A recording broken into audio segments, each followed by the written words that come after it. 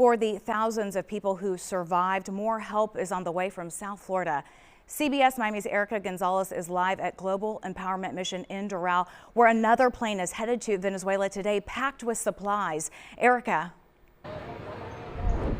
Yeah, Naja, so that plane will actually mark the fifth one that is taking off filled with all the supplies that you see right here at this warehouse. And Naja, I just want to tell you what we're seeing today is a lot more of what we've seen throughout the week, and that is great when you consider that GEM needs more manpower. They need all of these donated goods. People are back here dropping off supplies. Volunteers are still showing up, and it really is impressive to see how this is becoming more and more of a streamlined operation. Every volunteer is assigned to a specific task.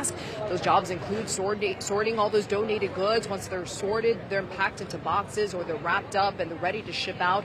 And so far, they have sent 199 pallets to Venezuela. Their goal, of course, is to get everything that you see here into the hands of Venezuelans who so desperately need it. I want to give a quick update now on some of the items that they no longer need. That's going to be clothing and bedding. They also say they're good when it comes to water. You can drop off water. They're not going to deny it, but they say that they're good when it comes to that need. They also want to give a shout out to all the restaurants who have donated food for all of the volunteers that you see out here. For now, reporting live in Doral, Erika Gonzalez, CBS News, Miami.